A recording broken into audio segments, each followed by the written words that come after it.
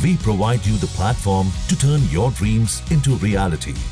Give wings to your aspirations with KR Mangalam University.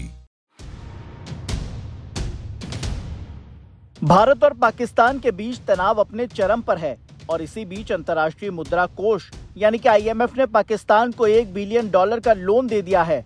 Bharat ने इसके खिलाफ आवाज जरूर उठाई, लेकिन चाहते हुए भी भारत इस बेल आउट पैकेज के खिलाफ वोटिंग नहीं कर सका।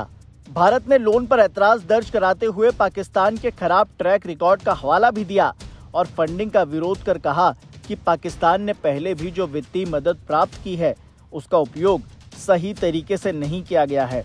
मगर सवाल ये कि IMF में आखिर कौन फंडिंग का फैसला लेता है, तो सुनिए। IMF कार्यकारी बोर्ड में 25 निदेशक होते हैं जो सदस्य देशों या देशों के समूह का प्रतिनिधित्व करते हैं।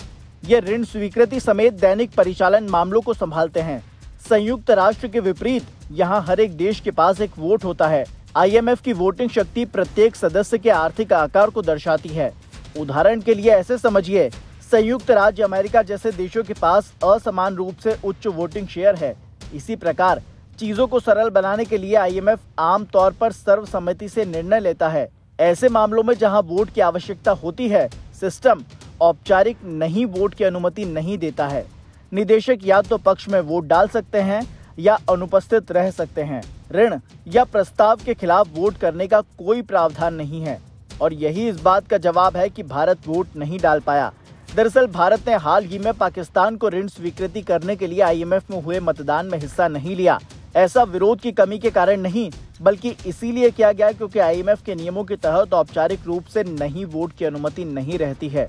मतदान में हिस्सा न लेकर भारत ने IMF की मतदान प्रणाली की सीमाओं के भीतर अपनी असहमति व्यक्त की और इस मौके का उपयोग औपचारिक रूप से अपनी आपत्तियों को दर्ज कराने के लिए किया।